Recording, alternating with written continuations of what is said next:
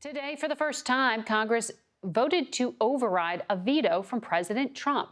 At issue is a massive defense bill which the president wanted to use to strip power from technology companies. He also objected to foreign aid and the removing of names of Confederate officials from military installations. Here's CBS's Weijia Jiang. The bill on reconsideration is passed. Republicans and Democrats united against President Trump, delivering the first veto override of his term. The president attempted to block passage of the defense bill, a critical budget and policy measure that helps fund the military. The override marks a rare public rebuke of Mr. Trump by his own party. We've passed this legislation 59 years in a row.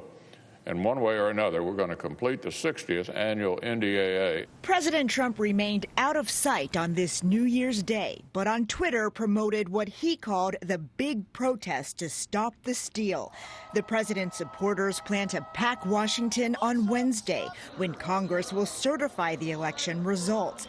Today, in a new court filing, Texas Congressman Louis Gohmert said the Congress is set for a showdown on January 6th, with over 140 House members pledging to object to Mr. Biden's claim of victory. And he said Vice President Mike Pence has the sole power to decide the outcome, which is not true.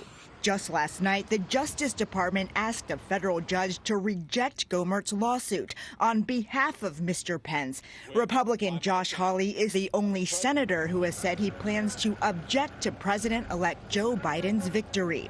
CBS News has learned Senate Majority Leader Mitch McConnell held a conference call on Thursday, asking Hawley to lay out his plans, but Hawley was not on it. Meanwhile, Georgia GOP Senator David Perdue is fighting to keep his seat in a runoff election on Tuesday, but he's quarantining after someone on his campaign tested positive for COVID-19. We've been testing our team regularly.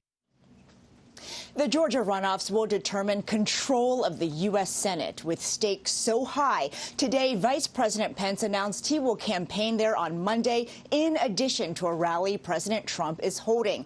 President-elect Biden and Vice President-elect Harris also plan to hold events in Georgia before Election Day. Margaret? High stakes. Thank you, Weijia Jiang.